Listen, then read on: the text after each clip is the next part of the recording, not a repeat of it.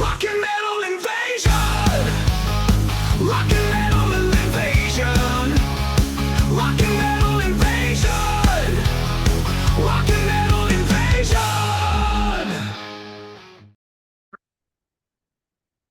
Hi, welcome to Rock and Metal Invasion. My name is Steve. Coming up on the show today, I'm doing lesser known female fronted hard rock and metal from the 80s, part 11. Now, I know when I did part 10, I said it might be another year until I do part 11. However, it's only been a week and I'm doing part 11. I did also say at the end of my part 10 that actually I've got a few albums in my collection, a few artists in my collection that fit the theme of the show that I haven't shown yet, and that I might actually do that very soon. So it's only been a week, and I thought let's just do that today. So part 11, of course, I've done 10 other episodes on this. It's lesser known, female fronted bands that fit the hard rock, heavy metal sort of genre roughly, and from the 80s, but again, roughly because sometimes I also include the early 90s as well. And so it's lesser known ones. Yeah, ones you might know about, but ones you might not. But certainly not ones that had bands that had big success.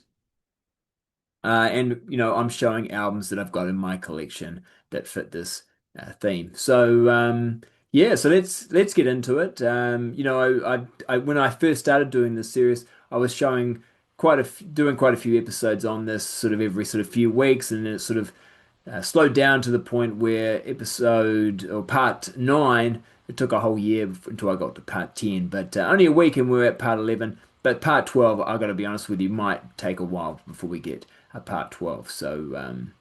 Anyway, let's get started. So the first one I want to talk about is Cindy Valentine, Rock and Roll Heart Attack. Now, this came out in 1985, and it's kind of a one and done. Now, I say kind of a one and done because she did go on and do another album after this, but it's not hard rock. It's pop. It's total dance music. I think it's called Midnight Rendezvous, something like that. And totally different people playing on the album and producing the album. This one is Hard Rock Gold. It's such a good album. It's really good. And again, you might have looked at it and not known what it was, but it is great hard rock. Now, if you go to the back, you can see her there. But the thing to notice here is if you look on the small print, it's produced by a guy called Tony Green, and it's got a guy called Brian Hughes on guitar. In fact, it's got a lot of the guys, if not all of them, in fact, from this band, Bo Guest, Another Night in the City, really good album, AOR, melodic hard rock. This one came out in 86. It's also produced by Tony Green and has all of the same band members that played on this album here by Cindy Valentine. So it's basically female fronted. If you like Bo Guest, if you've heard that, it's similar sort of sound, but female fronted. Really good stuff. Now, like I say, it's the only one she did with hard rock. So that's really, unless you want to hear her doing sort of pop music, that's really the only one to check out. Came on a nice red vinyl as well, which I think is pretty cool for 1985. Yeah, I mean, so many good songs. There's a music video for the song Vision. That's a really good song. Most of the songs are written by Tony Green, the producer. Um, and also there's a cover of the song Love Child, which I think initially was a Donna Summer song from the late 60s sort of thing. But yeah, really good album. And like I say, the band is Brian Hughes from Bo Guest. This is Brian Hughes again. So after Bo Guest sort of finish up, he then forms the Brian Hughes group and does the album Break the Rules. This is actually probably even closer to the in sound. This sounds a lot even more than Bo Guest. This one sounds more like Cindy Valentine. So really good hard rock. Bo Guest maybe a little bit more AOR. This is more sort of in the hard rock sort of sound, but it's the same players pretty much from Cindy Valentine as well. Except obviously you got Brian on the vocals. It's also produced by Tony Green as well and songwriting as well. So Yeah, very similar, but again, just different vocalists. So that's my first one. Probably one a lot of people won't know about. So go check that out. Oh, my next one, another lesser known one, I think. This one's from 1983. And I've showed this, I can't remember in what context I showed this, but I have shown this on my channel before. But first time it's been on lesser known female fronted, and it's Backseat Sally. So one and done. I assume this is the name of the band. I don't think her name's Backseat Sally, although her name is Sally. But there's the guys at the back, or and her as well, the band. Really good, sort of heavy, heavy rock, hard rock for 1983. It's Pat Benatar, if you like that sort of stuff. I mean, Get in Line, Prove It, and Trouble on the Line. The first three songs, really good. There's a music video, I think, for Prove It. And it's a bit of a surprise. There's only the one album by this band. Now, all the songs are actually written by Sally Kay is her name credited here. I've actually, when I was doing some research, I found her on Facebook. She's actually known as Sally Cato, I think now. But yeah, all the songs are written by Sally and also the keyboard player Casey Falacy. I don't know if that's his real name or not, but that's what it's listed here, Casey Falacy. And Casey does go on and produce, become a bit of a producer, but not for many bands. Most of these guys, when I was looking on Discogs, they don't go on to do anything else, which is a bit of a surprise because it's for 1983. This is really good stuff. Not saying anything against 1983, but this would have been, when this is pre-hair metal, but a lot of this is very much would fit into the hair metal sort of sound. Especially like I say, those first three songs, it's fairly heavy hard rock, and female fronted, of course. Again, yes, you could put the Pat Benatar comparison in there, but it fits really nicely in with any of the female fronted hard rock from the 80s. There she is there. And yeah, like I said, there's a music video for Prove It. You want to check that out. It's a good song as well. So yeah, a bit of a surprise this one isn't more well known. Again, it's a little bit, I think, like Cindy Valentine. You might look at it and not know that this is actually hard rock. You might just think it's a pop album. It's actually really hard to know at all what this album is like with her expression. Not a great album cover or a great band name, Backseat Sally, but everything else about it is very good and worth checking out. All right, next one is American band, but they're on like a European label. It's kind of a funny one, but and again, the album cover is not the greatest. This is Rockaway, and the album is Sound Force 111. Turn it over. Here's the band. Now, the first couple of songs on here, Need Your Touch, Reckless Tonight. If you just forget who's actually playing on this, you might have thought it was Vixen. It sounds like a song Vixen might have put out. Really good hard rock. Now, this is 1990. The vocalist is Nan Berlin. She's on vocals. There she is there. The band itself, they don't necessarily have much of an image. Certainly don't have that sort of hair metal sort of image. But again, it's one of those things where, you hear one of the hair metal, female-fronted hair metal bands playing some of these songs, it wouldn't sound out of place. Especially, like I say, the first two songs, Need Your Touch and Reckless Tonight. Really good stuff. But yes, only released on Elektra, but not the Elektra label that's well known. This is a different kind of Elektra, spelled Electra, and it's just one and done. And like I say, not the great album cover.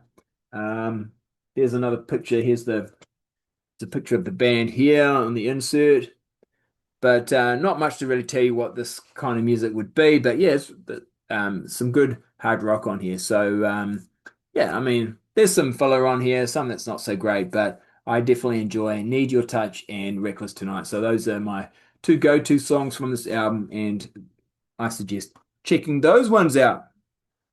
All right, next one, bit of a change of sound here. And again, I know I said from the 80s, but this is actually heading into the 90s now, but this band had been around in the 80s. In fact, the album I'm going to show is from 1992, and it's their fifth album, so they've been around for a while. But their vocalist is she's actually Canadian, but the band is German, and her name is Yvonne Ducksworth. and the band is Jingo de Lunch. I think that's how you pronounce it.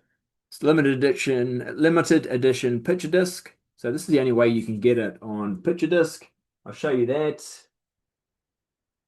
Here we go. Here's the band. It's quite nice to have a picture disc though. I don't mind every now and then having a picture disc. And that's just the album art from the front cover. But yeah, it's from what I could find out, they're kind of quite an influential sort of band as far as like crossover is concerned, because they really started to mix, especially from about their third album, which I don't have, but I've heard. From about their third album, they really start mixing in punk, hard rock, um, hardcore, a real mix of sounds. And that I think is for when their third album comes out in '89, that's kind of quite influential and quite early to that sort of a sound and doing that sort of a thing. This is the group here at the back, on the back of the album cover. And this is 1992, of course. I actually probably prefer, because obviously I've heard this, I've got this album. This is the only album of theirs I've got a physical copy of. But their third album, I actually probably prefer, but that came out in '89. But there's some good songs on here. It's pretty much like I said, a real mixture of styles. And they, although the album is called BYE or B.Y.E, this is not goodbye. This is not their last album. They did do another album, I think, but not too many more. Maybe one or two more. But and they split up, and then they did reform and start touring again in the 2000s. Like I say, German band, most of them, but yeah.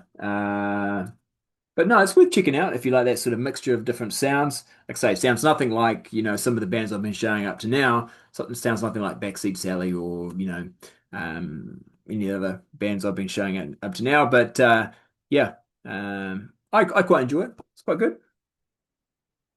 Oh yeah, and also it came with this came out, so merch thing you can buy merch from them, which is always kind of interesting when you find those in an album.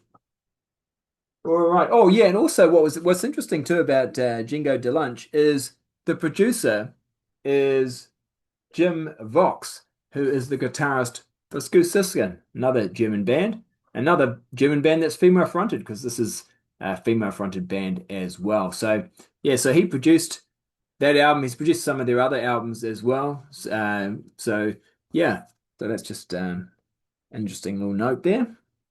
All right, now next one is a band that I didn't know about much back in the day, or didn't hear back in the day.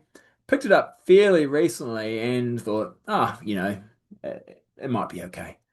It looks like, I'll give it a spin, see what it's going to be like, but possibly not going to be something I'm going to really get into that much. The band is Jezebel, so it's an all-female band. The album is called Bad Attitude. And at first, when I first played it, I was like, oh yeah, it's okay. It's what I expected. Sort of rough and ready, sort of like almost like a female fronted Motorhead. And there the girls are at the back. And you can just see the song titles and the album title, right? Bad Attitude. There's a lot of attitude here. It's sort of punky, hard rock, metal kind of mix. But it's really good. I've really been enjoying it. Ain't No Lady at the start of it before she starts. He does a 1, 2, fuck you, which I know has been done before, but it just sets the tone really for this album. 9 tracks on it: Leave Me Alone, The Other Side, No Mercy, Satisfaction Guaranteed. Yeah, if you sort of like even kind of it sounds a little bit like L7. I mean, not a lot, but a little bit. Again, the L7 Motorhead, that sort of sleazy sort of um, hard rocking, punk, metal sort of hybrid. Really good stuff. H. Stewart is the vocalist, Zach Richards on guitars, TC on bass, Maggot Simpson on drums. The production's actually really good. UK band, and I'm pretty sure they're a UK band. And one and done. Came out in 1990, and that was it. And for what I could see too, although of course with these names, it's probably not their real names. Maybe they have gone on to do other things under a different name, but what I could see, no other credits for any of them. But yeah, if you see this, I recommend picking it up.